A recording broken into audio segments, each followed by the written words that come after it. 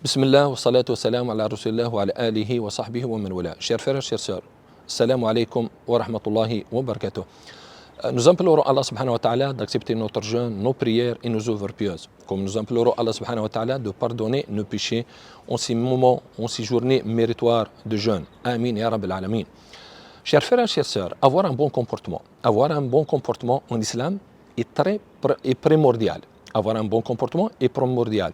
Car le prophète sallallahu alayhi wa sallam nous a informé à travers beaucoup de hadiths que la personne la plus proche, qui sera la plus proche de lui le jour de la résurrection, et la personne qui sera plus aimée auprès d'Allah subhanahu wa ta'ala et auprès du prophète sallallahu alayhi wa sallam, est la personne qui a un bon comportement. Husnul khuluq. Husnul khuluq. D'après le hadith authentique rapporté par Tirmidhi, l'imam Ahmed, d'après Jabir ibn Abdullah, qu'Allah soit satisfait de lui, le prophète sallallahu alayhi wa sallam a dit: certes, ceux d'entre vous que j'aime le plus et ceux d'entre vous qui seront assis le plus proches de moi le jour de la résurrection sont ceux parmi vous qui ont le meilleur comportement. Qu'est-ce que le meilleur comportement? L'un des grands érudits de l'islam, Ibn al-Mubarak, Allah lui fasse miséricorde, nous a défini le bon comportement, حسن الخلق. فحسن الخلق كما قال عبد الله بن المبارك رحمة الله عليه هو كف الأذى وبذل الندى وطلاقة الوجه.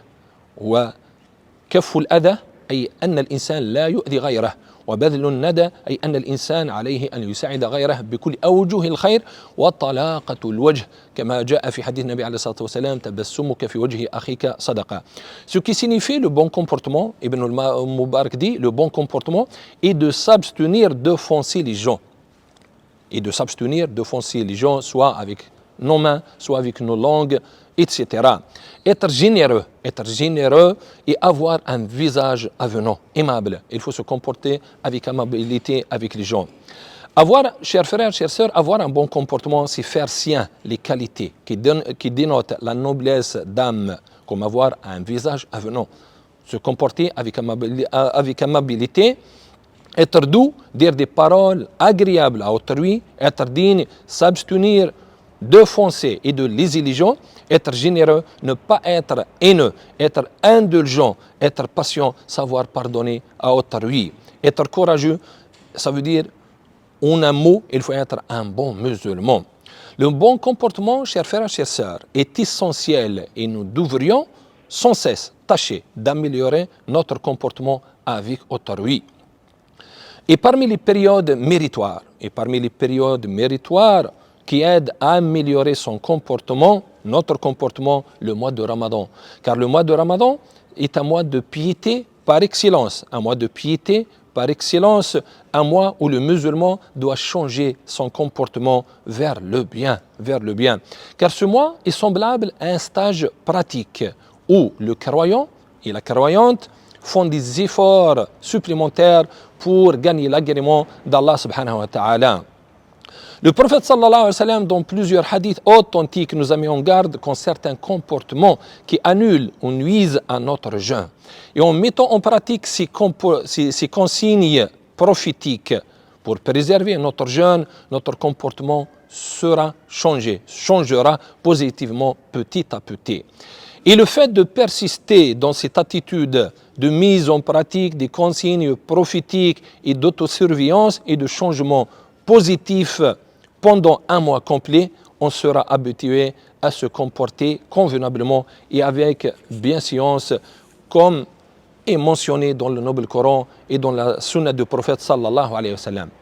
Chers frères, chères sœurs, à cet effet, le mois de Ramadan est un mois de changement et d'acquisition de bonnes manières par excellence.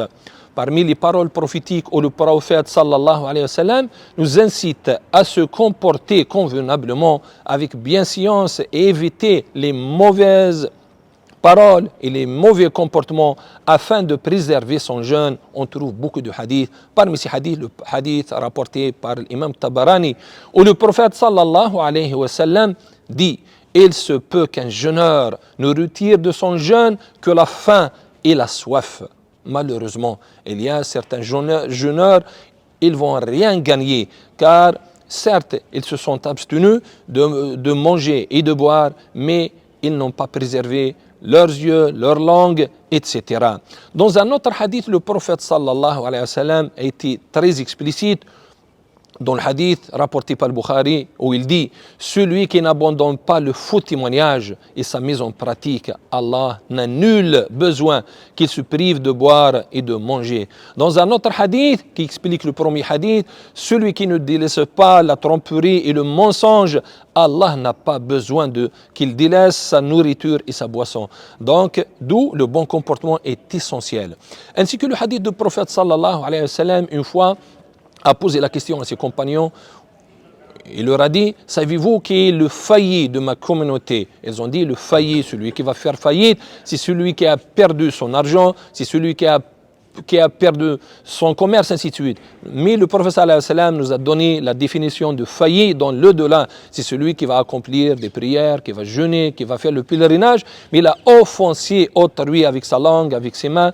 Il a pris l'argent de celui-ci, l'a insulté celui-ci. Donc, le jour de la résurrection, il va donner des hasanat pour un tel et des hasanat pour un tel. Et si hasanat sont terminés, donc il va recevoir les sayyi'at d'autrui, puis il sera jeté dans l'enfer, qu'Allah nous en préserve. Donc, le bon comportement, chers frères, chères sœurs, est un élément primordial, très essentiel, surtout durant le mois de Ramadan. Et le mois de Ramadan est un mois où on apprend, on pratique le bon comportement par excellence. Nous implorons Allah subhanahu wa ta'ala de nous faciliter le jeûne du mois de Ramadan, d'accepter notre jeûne, nos prières et nos œuvres pieuses. Et nous implorons Allah subhanahu wa ta'ala de nous guider sur le droit chemin, le chemin du prophète sallallahu alayhi wa sallam. Amin ya rabbil alamin. Qu'Allah accepte notre jeûne. Wassalamu alaykum wa rahmatullahi wa barakatuh.